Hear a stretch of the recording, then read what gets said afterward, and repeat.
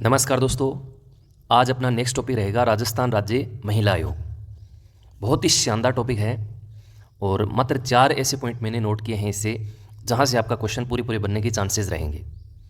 तो अच्छे से आप इस क्लास को देखिएगा, पूरा रिवीजन आपका होगा। और वीडियो अच्छा लगे तो वीडियो को लाइक ज़रूर कीजिएगा। तो आइए डिस्कस करें।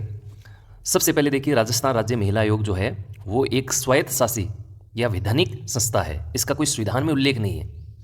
जिसे अपन ने राज्य वित्त आयोग पढ़ा था पिछले लेक्चर में, तो वो एक संवैधानिक संस्था थी। उसके बारे में अपन ने अनुच्छेद भी पढ़े थे। तो इसमें संविधान से संबंधित कोई अनुच्छेद नहीं पढ़ना है। अब मैं एक चीज़ आपको समझाऊं, बार बार मैं ये कहता हूं कि ये एक संवैधानिक संस्था है, ये एक संवैधानिक संस्था नहीं है। इसका मतलब क्या है? तो देखिए, पहली चीज़ तो देखिए, कोई भी बिल अपन किसी आयोग के बारे में चर्चा कर रहे हैं, चाहे वो संवैधानिक हो चाहे वो गैर संवैधानिक हो, बिल तो अपन को पास करना ही पड़ता है। जैसे राज्य महिला आयोग जब बना तो उसके लिए भी बिल पेश किया गया था, बिल्कुल बाकायदा। इस पे राज्यपाल की अनुमति के बाद ये बिल जो है एक्ट के रूप में बन गया। लेकिन कुछ संस्थाएं ऐसी होती हैं जिनको अपन तवज्जो ज़्यादा देते हैं। जैसे राज्य वित्त आयोग, वो एक महत्वपूर्ण संस्था है और इसलिए संविधान में वो चीज़ ऐड की है संशोधन करके, कोई नई चीज़ नहीं थी वो। जबकि राज्य महिला आयोग उतना इसको तवज्जो नहीं मिलता है, इसलिए इसको बिल पास करके एक एक्ट के रूप में बनाया है। इसको संविधान में किसी तरह से ऐड नहीं किया है। तो इसलिए अपन ये चीज़ें ध्यान में रखने वाली होती हैं। कई बार क्वेश्चन आ जाता है और अपन जो है इस चीज़ को गौर नहीं करते हैं। तो ये चीज़ें ध्यान रखिएगा। जो संविधान संशोधन के तहत एक्ट जो बनता है, मुख्य रूप से संविधान में वो चीज़ें जोड़ी जाती हैं, वो संवैधानिक संस्था होती हैं। और जिनका कोई संविधान में उल्लेख नहीं होता है, केवल मात्र एक बिल पेश करके एक एक्ट बना दिया जाता है और उस संस्था को ज़्यादा महत्वपूर्ण तवज्जो नहीं दिया जाता, वो संस्थाएं जो है एक ऑटोनोमस बॉडी की तरह काम करती हैं। तो उसी में ये है राजस्थान राज्य महिला आयोग, जो महिलाओं के एक प्रकार से अधिकारों के लिए संरक्षण का काम प्रदान करती है। महिलाओं के संबंध में अगर किसी महिला के साथ कोई भी दिक्कत आ रही है तो उसके लिए ये आयोग जो है ये काम करता है। तो इसके संबंध में अपन को ये चीज़ें पढ़नी है कि अब तक महिला आयोग के अध्यक्ष कौन कौन रह चुकी हैं, इसका कार्यकाल जैसे 3 वर्ष होता है, या जो ये मूल एक्ट बना 1999 का, इसमें जो धाराएं थी, जैसे अभी पिछले बार ये प्रश्न पूछा गया था कि इस आयोग के जो कार्य हैं वो कौन सी धारा में हैं। तो कुछ धाराएं इंपॉर्टेंट है, वो आपको ध्यान में रखनी है। आइए अब अपन इसको थोड़ा सा और अच्छे से समझते हैं। सबसे पहले PYQ पे नज़र डालेंगे ताकि एक थीम बने कि किस तरह से इससे क्वेश्चन पूछे गए हैं। सबसे पहला क्वेश्चन, राजस्थान राज्य महिला आयोग की कौन सी धारा में आयोग के कार्य उल्लेखित हैं? ये वेरी वेरी इंपॉर्टेंट है, याद रखिएगा। धारा 11। राजस्थान राज्य महिला आयोग का गठन कब हुआ? तो 1999 में। अब देखिए, जैसे RPSC है, राज्य महिला आयोग है, वित्त आयोग है, निर्वाचन आयोग है। तो मैं सोच रहा हूँ कि एक वीडियो जो है, जैसे अपना पूरा सिलेबस कंप्लीट हो जाए, उसके बाद एक छोटा सा वीडियो जिसमें ये जितने भी आयोग हैं, इनके जो अध्यक्ष हैं और इनका गठन कब कब हुआ, तो वो एक छोटी सी सारणी जो है मैं आपको करवाऊँ ताकि चीज़ें आप कन्फ्यूज नहीं हों। कई बार क्या होता है कि अपन चीज़ें याद तो कर लेते हैं लेकिन आपस में कंफ्यूज हो जाते हैं कि यार RPSC कब बना, ये महिला आयोग कब बना। तो बिल्कुल वो सारणी जो है एक प्रकार से आपको थोड़ा सा इंप्रूव करने का काम में करेगी। अगला प्रश्न है कि राजस्थान राज्य महिला आयोग जो है वो क्या है? सांवैधिक निकाय है। सांवैधिक बोल दीजिए, गैर संवैधानिक बोल दीजिए, या इसको वैधानिक भी आप बोल सकते हैं, स्वायत्त शासी भी बोल सकते हैं। ये चारों पांचों जो शब्द हैं वो आप जरूर याद रखेंगे। अगला प्रश्न पूछा गया कि राजस्थान राज्य महिला आयोग की प्रथम अध्यक्ष कौन थी? तो याद रखिएगा, कांता कथूरिया। बहुत इंपॉर्टेंट क्वेश्चन है ये।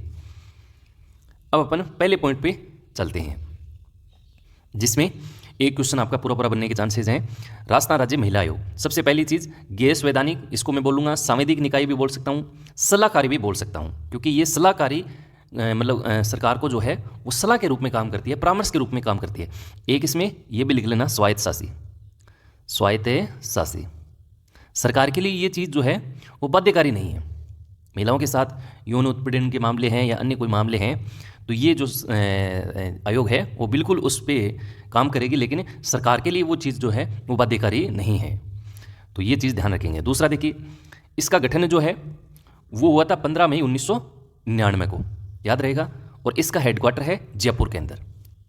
इसका गठन धारा 3 के तहत किया गया था। ये भी इंपॉर्टेंट है, धारा 3। तो पिछले पेपर में जैसे अपन ने देखा इस आयोग के कार्य कौन सी धारा में है, तो कार्य इंपॉर्टेंट थे तो इसलिए वो धारा इंपॉर्टेंट थी, इसलिए ये गठन इंपॉर्टेंट है तो गठन की धारा भी इंपॉर्टेंट है। तो याद रखिएगा, धारा 3 के तहत। इसके बाद देखो, इसमें टोटल 5 सदस्य होते हैं। 5 सदस्यों की ये टीम होती है। हालांकि इनको महिला जो पुलिसकर्मी हैं वो भी इनको दिए जाते हैं, कोई दिक्कत नहीं होती है। कहीं मान लीजिए पोस्टमार्टम करवाना है तो पूरी टीम जो है इनको सरकार की तरफ से अवेलेबल करवाई जाती है। लेकिन इस आयोग में कुल 5 सदस्य होते हैं, ये क्वेश्चन आपके आ सकता है। एक इसमें अध्यक्ष होता है, 3 इसमें सदस्य होते हैं और एक राज्य सरकार के द्वारा इसमें सचिव जो है नियुक्त किया जाता है। ये जरूर याद रखेंगे। तो क्वेश्चन पूछ सकता है कि सदस्य जो होते हैं वो सचिव सहित कितने होते हैं, तो टोटल 4, और कुल पूछ ले अध्यक्ष सहित तो 5, ये याद रखिएगा। इसके बाद देखो इसका कार्यकाल, तो इसका कार्यकाल होता है 3 वर्ष, और ये धारा जो है वो है आपकी आगे वाली धारा 4। नियुक्ति इसके मुख्यमंत्री के द्वारा की जाती है। तो ये पहला पॉइंट जो है वो राज्य महिला आयोग से संबंधित था। पूरा एक क्वेश्चन यहाँ से बनने के चांसेस रहेंगे।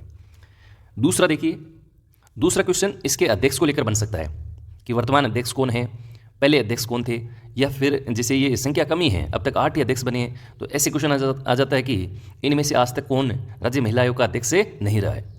तो एक बार ये मोटे मोटे जरूर ध्यान रखिएगा। जैसे सबसे पहला तो इंपॉर्टेंट है ही कांता कथुरिया। दूसरा देखिए पवन सुराणा, तो ये आरपीसी के सदस्य भी रही हैं। इसके बाद देखिए क्या, तारा भंडारी। इसके बाद है मीरा महर्षि, ये कार्यवाहक थी। एक नाम आता है सरिता सिंह, ये भी कार्यवाहक रही है। और इसके बाद लाड कुमारी जैन, सुमन शर्मा, और वर्तमान में है रेहाना रियाज चिश्ती। हालांकि इनका कार्यकाल तो पूरा हो चुका है। देखिए आप 2022 से लेके 2025 तक बात करेंगे तो बिल्कुल 3 साल हो गए हैं। लेकिन इसमें एक खास बात है, अपन नीचे डिस्कस करेंगे कि कोई भी पद खाली है तब भी जो अन्य सदस्य हैं उनके द्वारा जो फैसला लिया जाता है वो अंतिम होता है। तो इसमें ये कभी भी नहीं देखा जाता कि पद खाली चल रहा है, 2 पद खाली चल रहे हैं, ऐसा कभी नहीं होता है। इसमें ये खास बात लिखी है, अपन नीचे डिस्कस करेंगे। तो ये दूसरा इंपॉर्टेंट ध्यान रखेंगे। वर्तमान कौन है, रेहाना रियाज चिश्ती है, अगर ऑप्शन में हो तो डाल देना, अन्यथा जो है अभी इनका कार्यकाल लगभग पूरा हो चुका है जहाँ तक मेरी जानकारी है। तो पहला इंपॉर्टेंट है, पहला भी याद रखेंगे और अंतिम वाला भी याद रखेंगे, बीच वाले एक बार मोटे मोटे आप जरूर देख लेना। इसके बाद देखो अगला पॉइंट नंबर 3, और इसमें मैंने इस आयोग के कार्य लिखे हैं जो धारा 11 में दे रखे हैं। तो ये वेरी वेरी इंपॉर्टेंट है, इसमें कोई रटने की जरूरत नहीं है। भाई महिला आयोग है तो कहीं वित्त की तो बात करेगा नहीं, है ना। तो महिला आयोग है तो महिलाओं के जो अधिकारों का संरक्षण है उनके लिए बात करेगा। तो इससे संबंधित आपको महिलाओं के हितों की रक्षा करना है, अनुचित कृत्यों की जांच करना है, महिला उत्पीड़न से संबंधित शिकायतें सुनना है, महिला सशक्तिकरण हेतु प्रयास करना है, सख्त कार्रवाई के लिए सरकार से अपील करना है, भेदभाव मौजूदा कानून में कोई संशोधन है महिलाओं के लिए तो उसकी सिफारिश करना, उसकी समीक्षा करना। मोटा मोटी काम ये है इस आयोग का कि ये एक सिफारिश करती है सरकार को। हालांकि इस आयोग का ये कार्य बिल्कुल नहीं है कि वो सज़ा दिला दे, बिल्कुल ये कार्य नहीं है। ये क्वेश्चन आता है कि ये आयोग जो है वो क्या सज़ा दिला सकता है, कि बिल्कुल नहीं दिला सकता। तो ये थोड़ा ध्यान रखिएगा। और मैंने लिखा भी है, देखिए, दोषियों को दंडित करना, सजा देना, ये बिल्कुल इसके कार्य नहीं है। मोटा मोटी आप कीवर्ड देखेंगे तो स्वतः संज्ञान। मान लीजिए कई बार अब सोशल मीडिया का ज़माना है तो महिलाओं के उत्पीड़न से संबंधित कोई वीडियो आता है तो ये आयोग बिल्कुल स्वतः संज्ञान ले लेता है और वहाँ पे जाके जो है उस जांच में जुट जाता है। केवल आयोग सिफारिश कर सकता है, जांच कर सकता है, कानूनी समीक्षा कर सकता है। ये कुछ कीवर्ड हैं जो आपको ध्यान रखने हैं। इसके बाद इस टॉपिक का जो अंतिम पॉइंट है, पॉइंट नंबर 4, इसमें मैंने राज्य महिला आयोग जो अधिनियम 1999 है इसकी धाराएं लिखी हैं सारी। तो एक बार मोटा मोटी सारी धाराओं को देखेंगे, कुछ इंपॉर्टेंट है उनको थोड़ा ध्यान में रखेंगे। तो देखिए इसमें सबसे पहली धारा है, उसमें संक्षिप्त नाम जो है, इसका नाम प्रसार, हमेशा कोई भी आप मूल एक्ट पढ़ते हैं तो उसमें ये चीज़ें आती हैं, चाहे वो धारा 1 हो या आपका अनुच्छेद 1 हो। हालांकि ये इंपॉर्टेंट नहीं है।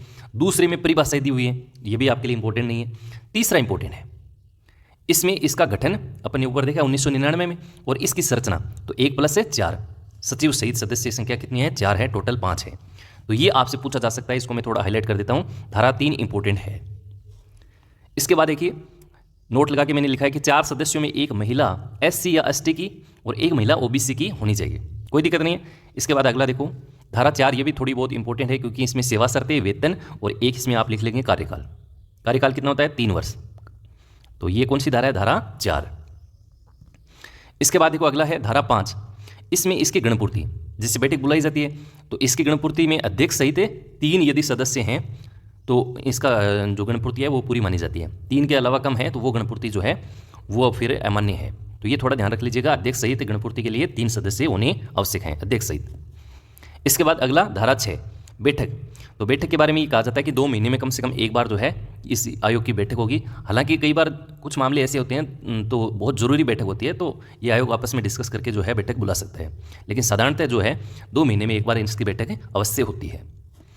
इसके बाद देखो इसकी बात कर रहा था मैं, धारा 7 की। मान लीजिए पद रिक्त चल रहा है तो इसके आदेश जो हैं वो अविधिमान्य नहीं होना। अविधिमान्य का मतलब है इनवैलिड नहीं होंगे, क्योंकि इसमें और भी सदस्य बैठे हैं। मान लीजिए अध्यक्ष पद अभी जैसे खाली चल रहा है, तो ऐसा नहीं है कि ये आयोग जो है वो बैठ गया है, बिल्कुल ये आयोग जो है काम कर रहा है और इसके जो कार्य होंगे वो बिल्कुल जो है मान्य होंगे, ये ध्यान रखना आपको। इसके बाद देखो अगला है धारा 8, और धारा 8 में कहा गया है कि पद से हटाना। तो राज्य सरकार जो है, मान लीजिए कोई आयोग का अध्यक्ष ही भ्रष्टाचार कर रहा है, दिवालिया हो गया है, पागल है, या फिर लगातार 3 बैठक में वो अनुपस्थित हो रहा है, तो ऐसे में आयोग जो है इसके अध्यक्ष या इनके सदस्यों को हटा सकता है। तो ये धारा 8 में कहा गया है। इसके बाद देखिए 9 इंपॉर्टेंट नहीं है, 10 वाली इंपॉर्टेंट नहीं है, धारा 11, ये तो आपकी याद हो गई होगी। इस आयोग के कार्य लिखे हैं जो ऊपर अपने डिस्कस किए। और एक अंतिम वाला धारा 14, और अंतिम में हमेशा क्या होता है कि वार्षिक रिपोर्ट की बात होती है जो राज्य सरकार को सौंप दी जाती है। राज्य सरकार को आयोग की सिफारिशों के 3 महीने के अंदर उस पर क्या कार्रवाई की उसकी सूचना देगा। जैसे मान लीजिए इस आयोग ने सिफारिश की किसी मामले के तहत, तो राज्य सरकार का दायित्व बनता है कि 3 महीने के अंदर आप उसको सूचना दीजिए कि आपने इस मामले में क्या किया क्या नहीं किया।